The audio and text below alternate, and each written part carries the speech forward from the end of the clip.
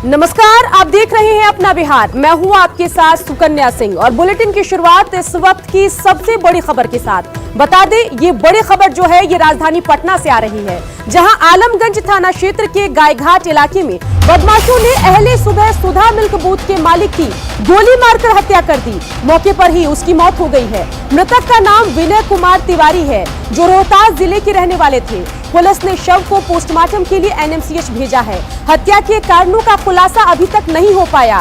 फिलहाल CCTV footage के आधार पर आरोपियों की धरपकड़ में पुलिस जुटी हुई है, लेकिन लॉकडाउन के दौरान राजधानी में एक के बाद एक हो रही आपराधिक वारदातों ने पुलिस और प्रशासन की कार्यशैली पर गंभीर सवाल खड़े कर रही है।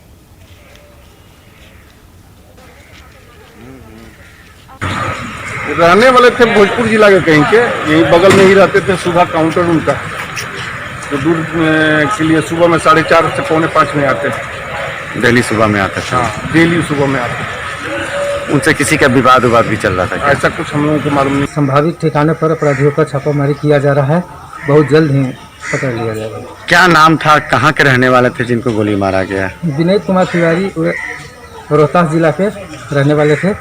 वर्तमान में गायघाट में रहकर गायघाट पुल के नीचे डेयरी बूथ का संचालन कर सकते, सुधा डेयरी बूथ का।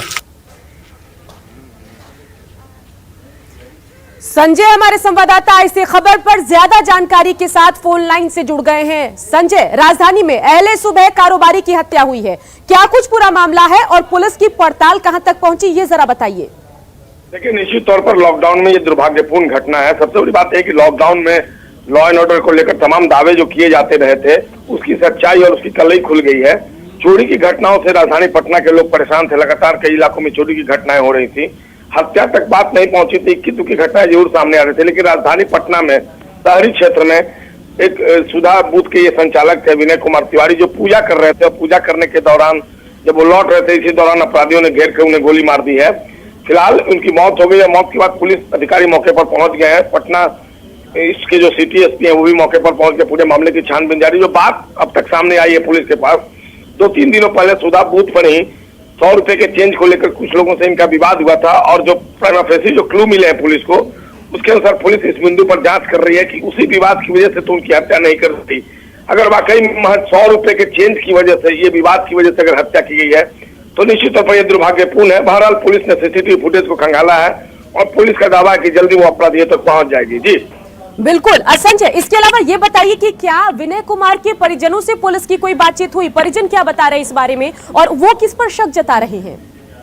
देखिए, निश्चित तौर पर जो अब तक बात सामने आ रही है कि जो विवाद हुआ था 100 रुपए के चेंज को लेकर, परिजनों से बातचीत के दौरान उन्होंने परिजनों को इस बात की जानकारी दी थी कि 100 रुपए के विवाद के लिए, चेंज के विवाद के लिए कई लोगों ने उसकी धमकी दी थी और शायद ये घटना उसी से जुड़ी हो। बहरहाल ये जांच का विषय है, प्रीमेच्योर होगा किसी भी कंक्लूजन पर पहुंचना। पुलिस छानबीन कर रही है और पुलिस का दावा है कि जल्दी इस पूरे मामले की गुत्थी सुलझा ली जाएगी। जी बिल्कुल। बेशक संजय, पुलिस यहाँ पर दावा तो कर रही है, लेकिन इन सब के बीच ये जरा बताइए कि जो प्रत्यक्षदर्शी हैं वो क्या कह रहे हैं, क्योंकि इस इलाके में ये तो मानना होगा कि अगर 100 रुपए के विवाद में हत्या हो जाती है तो अपराधी बेखौफ हैं और पुलिस का इकबाल राजधानी में खत्म है।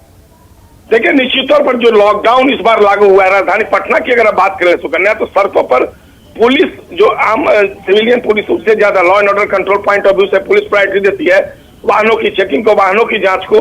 ट्रैफिक पुलिस बहुत ज्यादा जरूर नजर आती है राजधानी पटना की सड़कों पर, लेकिन थानों की पुलिस की संख्या काफी कम है। तो पुलिस को चाहिए कि लॉ एंड ऑर्डर को मेंटेन करे। खुद एसएसपी उपेंद्र शर्मा इस बात को स्वीकार करते हैं कि चोरी की घटनाएं बढ़ रही है, लेकिन सड़कों पर पुलिस आप काफी कम देखेंगी। बिल्कुल संजय, नजर बना के रखिए। तमाम जानकारी के लिए आपका शुक्रिया। तो उम्मीद यही कि इस घटना के बाद पुलिस सबक ले और जल्द से जल्द अपराधियों की धरपकड़ करे और जो कानून व्यवस्था है, जो लॉ एंड ऑर्डर है, वो राजधानी में सही की जाए। तो राजधानी पटना में सुबह सुबह हत्या की वारदात से पुलिस की मुस्तैदी पर सवाल उठ रहे हैं और सवाल क्या कुछ है वो हम आपको दिखाएंगे। न्यूज 18 बिहार झारखंड सवाल उठा रहा है और सवाल आपके टेलीविजन स्क्रीन पर। लॉकडाउन के दौरान राजधानी में हत्या की वारदात कैसे? तो सबसे बड़ा सवाल यही है कि कहने को तो लॉकडाउन है, लेकिन राजधानी में हत्या हो रही है। लॉकडाउन के दौरान वारदात को अंजाम आखिर कैसे दिया गया? क्या अपराधियों को लॉकडाउन का डर नहीं है, इल्म नहीं है? वारदात को रोकने में क्या पटना पुलिस नाकाम साबित हो रही है? लॉकडाउन में राजधानी की पुलिसिंग इतनी लचर क्यों है? क्या अपराधियों के निशाने पर कारोबारी है? खुद के मालिक को निशाना आखिर क्यों बनाया गया?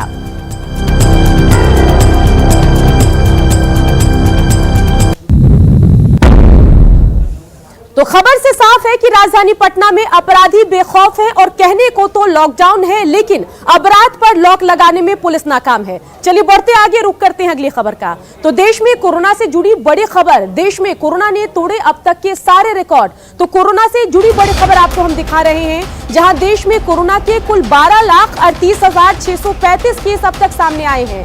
देश में 24 घंटे में सबसे अधिक 45,720 नए केस सामने आए हैं। तो देश में 24 घंटे में क्या कुछ मामले सामने आए हैं वो जरा आप देखिए। और इसके अलावा अगर बात करें कोरोना अपडेट की, तो देश में कोरोना ने अब तक के सारे रिकॉर्ड तोड़ दिए हैं। देश में कोरोना के कुल 12,38,635 केस हैं। देश में 24 घंटे में सबसे अधिक 45,720 नए मामले सामने आए हैं। 24 घंटे में रिकॉर्ड 1,129 लोगों की मौत हुई है। देश में कोरोना से अब तक 29,861 मरीजों की मौत हो चुकी है। देश में कोरोना के 7,82,607 मरीज ठीक भी हुए हैं। तो देश में कोरोना ने अब तक के सारे रिकॉर्ड तोड़ दिए हैं और आज का आंकड़ा क्या कुछ है और अब तक के आंकड़े क्या बता रहे हैं वो जरा आप देखिए। तो 12,38,000 केस अब तक सामने आ चुके हैं और 24 घंटे में 45,720 नए केस सामने आए हैं।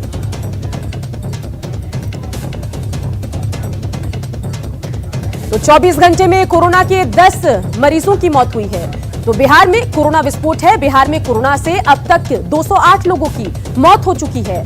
24 घंटे में कोरोना के 1,502 नए मामले सामने आए हैं। 24 घंटे में कोरोना के 1,135 मरीज ठीक भी हुए हैं।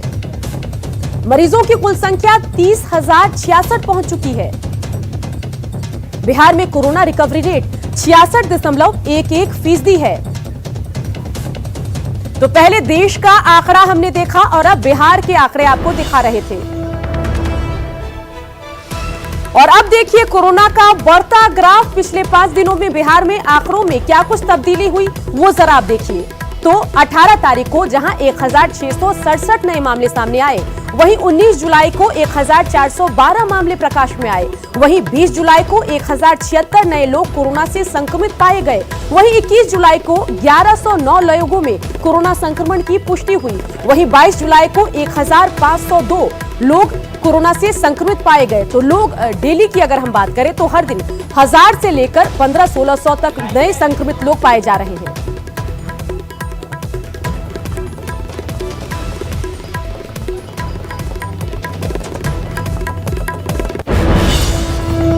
तो बिल्कुल आज का अपडेट आपने देखा देश का, बिहार का। और बिहार की अगर हम बात करें तो पिछले 5 दिनों के आंकड़े भी आपने देखे, जो जिसमें कमी होती नहीं दिख रही है। रोज 1000 से 1500 लोग नए संक्रमित होते पाए जा रहे हैं। इन सब के बीच अपना ध्यान रखना जरूरी है, मास्क पहनना जरूरी है, 2 गज की दूरी को मेंटेन करना भी जरूरी है। चलिए बढ़ते आगे, रुक करते अगली खबर का, जहां बिहार में लगातार बढ़ते कोरोना संक्रमण के बीच पटना एम्स के नर्सिंग स्टाफ ने आज हड़ताल कर दिया। इनमें 400 से नर्सिंग स्टाफ है। जी हाँ, 400 से ज्यादा नर्सिंग स्टाफ है और इनकी मांग है कि उनकी वेतन को बढ़ाया जाए। साथ ही कई तरह की सुविधाओं की ये नर्सिंग स्टाफ मांग कर रहे हैं। सभी नर्सिंग स्टाफ एम्स के गेट के बाहर आकर खड़े हो गए हैं और अपना काम बंद कर दिया है। ये कॉन्ट्रैक्ट बेसिस पर बेदी एंड बेदी कंपनी से नर्सिंग ऑफिस के पद पर पिछले कई सालों से काम कर रहे हैं। और अगर बात करें एम्स की, तो एम्स की शुरुआत से ही ये लोग कॉन्ट्रैक्ट नर्सिंग ऑफिसर के तौर पर तैनात हैं। इनकी मांग है कि स्थायी मेडिकल कर्मचारियों की तरह इन्हें भी सैलरी और सुविधाएं दी जाए। तो इनकी मांग है और इनका प्रदर्शन चल रहा है। जहां पटना एम्स कोविड डेडिकेटेड अस्पताल है,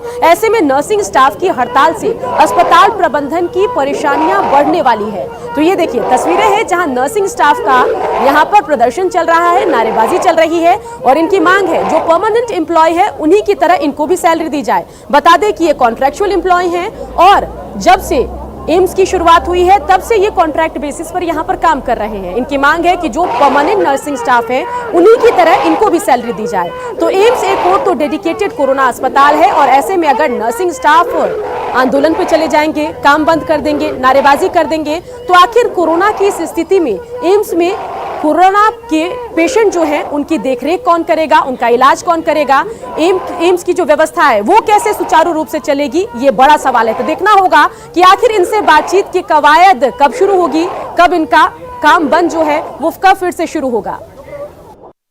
एक तरफ बिहार में लगातार कोरोना विस्फोट हो रहा है और खास करके पटना में लगातार भारी संख्या में कोरोना के मरीज आ रहे हैं, लेकिन आप देखिए पटना एम्स के बाहर हम खड़े हैं और यहाँ पर जो नर्सिंग स्टाफ है पटना एम्स के, वो यहाँ पर अपनी मांगों को लेकर विरोध प्रदर्शन कर रहे हैं। आप देखिए काफी संख्या में, भारी तादाद में यहाँ पर नर्सिंग स्टाफ एम्स के जो है वो यहाँ पर मौजूद है और वो अपना विरोध प्रदर्शन कर रहे हैं। देखिए तस्वीर आप, कितनी संख्या है, बड़ी संख्या है और ये सभी जो नर्सिंग स्टाफ हैं ये अपनी मांगों को लेकर विरोध कर रहे हैं और कार्य बहिष्कार इन्होंने किया है। आप देखिए क्या तादाद है, काफी संख्या में नर्सिंग के जो स्टाफ है पटना एम्स के वो लोग विरोध में है। तो सवाल उठता है कि आखिर जो मरीज है, जो कोरोना के मरीज है, उसका इलाज आखिर कौन करेगा, क्योंकि आप देख सकते हैं और भारी तादाद में यहाँ पर पुलिस बल भी लगाया गया है और वो इन लोगों को समझाने की कोशिश कर रहे हैं। लेकिन सवाल उठता है कि आखिर क्या कुछ मांग है इन लोग की, हम एक बार ये जान लेते हैं। हम लोग कोरोना में इतना फाइट कर रहे हैं, हमारा सैलरी समान कार्य समान वेतन का किया जाए जो नहीं मिल रहा है, हमारा मेडिकल फैसिलिटी होता है वो भी नहीं मिल रहा है और हमारे जो स्टाफ बीमार हैं उनको मतलब जो है वो नहीं, जॉब सिक्योरिटी हमारा नहीं है। तो हम कैसे इतना ये वैश्विक महामारी कोरोना जो है इसमें हम काम कर रहे हैं, तो हमारा तो कुछ सिक्योरिटी होना चाहिए ना। सबसे पहले तो हमारी जॉब सिक्योरिटी नहीं है, कल को हम कॉन्ट्रैक्ट पे है, हमारे एम्स के नाम पे कुछ भी नहीं है। अगर हमें यहाँ से कल को निकाल देते हैं तो हमारे पास ये भी प्रूफ नहीं है कि हम एम्स के स्टाफ है। हम वर्किंग में है बट हमारे पास कोई प्रूफ नहीं है और ये इस चीज के लिए एग्री नहीं हो रहे। प्लस हम इतने फाइट कर रहे हैं, टोटल एम्स में से सिंगल एक एम्स ये है जो कि कोविड स्पेशल बना है, बट हमारे लिए कोई भी स्पेशल फैसिलिटी नहीं दी जा रही है। नॉर्मल वर्किंग पे वर्किंग कर रहे हैं, हमारे लिए कोई स्पेशल फैसिलिटी नहीं, कोई स्पेशल केयर नहीं। स्पेशली हमारे लिए अभी जो स्पेशल एटलीस्ट कोरोना स्पेशल जो गवर्नमेंट के साइड से आई है सैलरी इंक्रीमेंट, वो भी हमारे लिए नहीं है।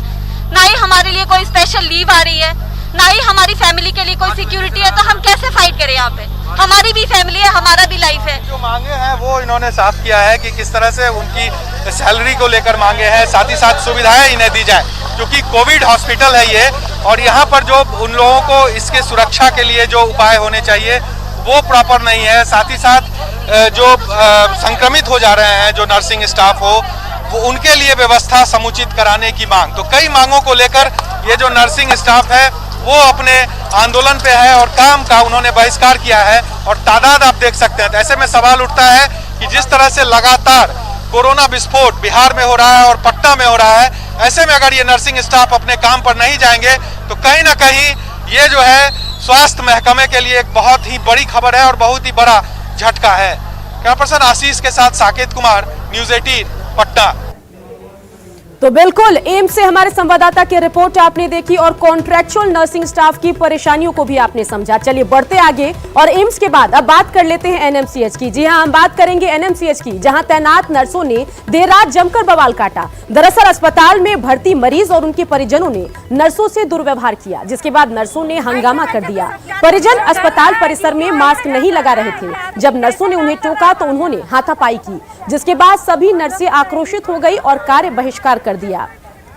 तो तस्वीर पहले हमने आपको एम्स की दिखाई और अब देखिए एनएमसीएच की कहानी। यहाँ पर नर्सिंग स्टाफ के साथ दुर्व्यवहार किया गया है। जो पेशेंट हैं उनके परिजन अस्पताल परिसर में बिना मास्क के घूम रहे थे और जब नर्सों ने उनको समझाने की कोशिश की तो नर्सों के साथ हाथापाई की गई, जिसके बाद आक्रोशित होकर इन्होंने रात को बवाल काटा।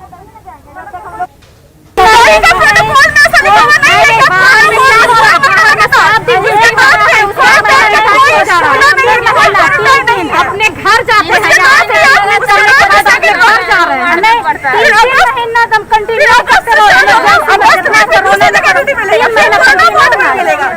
कोई छुट्टी नहीं, कोई ऑफ नहीं। अगर हम लोग मैनेज करके नहीं आते हैं तो वहाँ से ये लग जाता है। हम लोग का कंटिन्यू 1 मंथ का ड्यूटी बनना है, जबकि आईसीएमआर का प्रोटोकॉल में कहीं लिखा हुआ नहीं कि आपको कोरोना वार्ड में 1 मंथ का ड्यूटी। थोड़ा देर लेट आई है उसका भी टाइम लिखा जाता है, फलाने टाइम में आए हैं। और इस वक्त की अहम खबर आपको बताएं, जहां कोरोना काल में कार्य बहिष्कार पर गए एनएमसीएच कर्मी स्वास्थ्य मंत्री के साथ वार्ता के बाद आज से काम पर लौटेंगे। स्वास्थ्य मंत्री मंगल पांडे और राज्य स्वास्थ्य समिति के ईडी मनोज कुमार ने संविदा स्वास्थ्य कर्मियों के साथ 1 घंटे तक बैठक की और मांगे पूरी करने का भरोसा दिया। उसके बाद ये काम पर लौटे।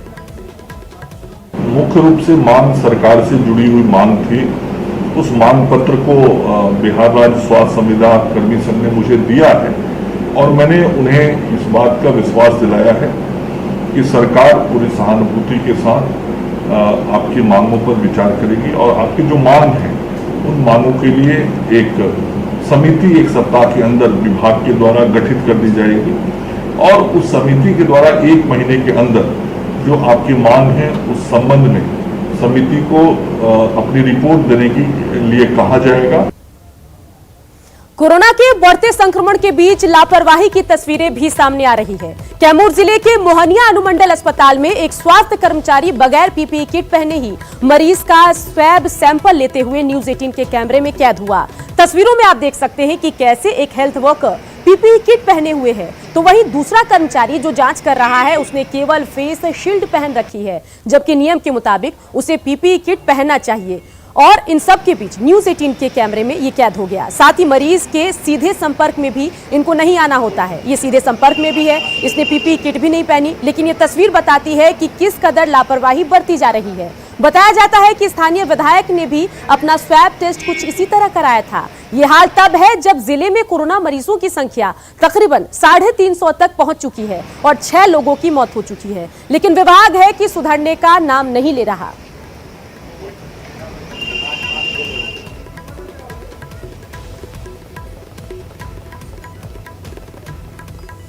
चलिए, अब तक तो बात हमने की कोरोना की, स्वास्थ्य व्यवस्था की, और अब बात करेंगे हम जल प्रलय की, जल तांडव की।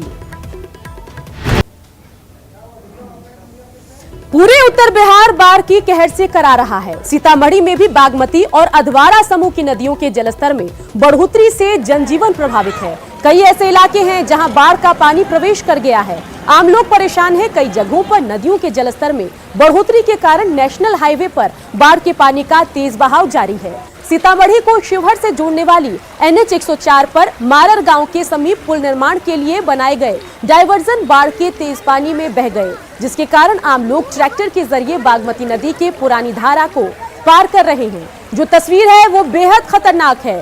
सीतामढ़ी जिले में बाढ़ के कारण 6 प्रखंड के कुल 38 पंचायत प्रभावित हैं। पानी में डूबने से अब तक कुल 13 लोगों की मौत हो चुकी है।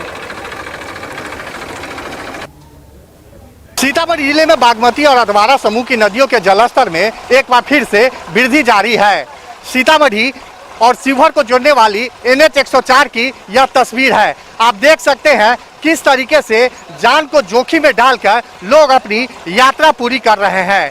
NH 104 का यह पमरा गांव है और यहाँ पर पिछले लंबे अरसे से पुल का निर्माण हो रहा था और बगल में डायवर्सन का निर्माण कराया गया था ताकि आम लोग किसी तरीके से अपनी यात्रा को पूरी कर सके।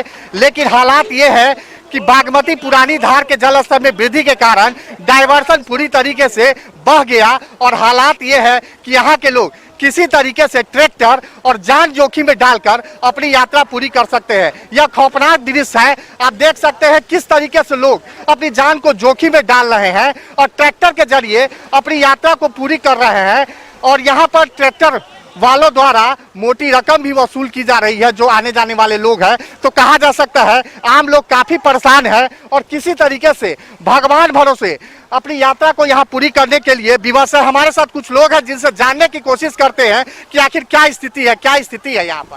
देखिए, यहाँ NH 104 पर जो पुल बनाया गया उसका ठेकेदार और संवेदक और पदाधिकारी मिली भगत से इसका डायवर्सन नहीं बनाया, डायवर्सन की खानापूर्ति किया और पूरे पैसा का गोलमाल कर लेकर लिपापोती कर दिया। आज बरसात के दिनों में जो सड़क है सीतामढ़ी से शिवहर से मुख्य सड़क है जो जोड़ती है शिवहर को, और जो स्थिति है वो आपके सामने देख रहे हैं। काफी नारकीय जिंदगी जीकर लोग आर पार कर रहे हैं, जान जोखिम में डाल कर रहे हैं। कई बड़ी दुर्घटना इसमें घट चुकी है। आप बताइए क्या स्थिति है, कितनी परेशानी हो रही है? देखिए रहे सर, NH 104 का ये पुल बना, डायवर्सन बना ही नहीं।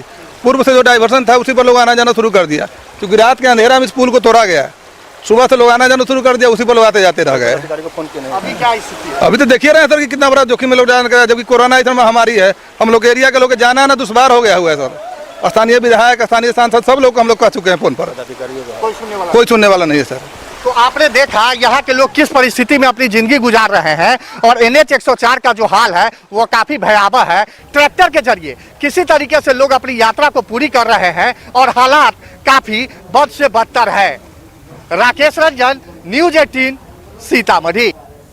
और अहम खबर गोपालगंज से आपको बताएं, जहां खतरा बढ़ गया है। जादवपुर मंगलपुर महासेतु के आगे कटाव शुरू हो गया है। पुलिया के पास अप्रोच पथ में कटाव शुरू है। राजवाही के पास ध्वस्त होने के कगार पर अप्रोच पथ है।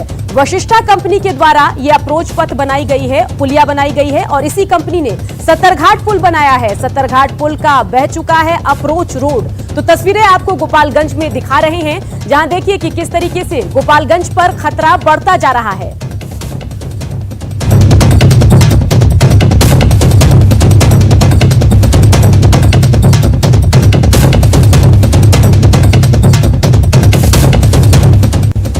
देखते रहिए न्यूज़ 18 बिहार झारखंड, क्योंकि लगातार चलता रहेगा खबरों का सफर।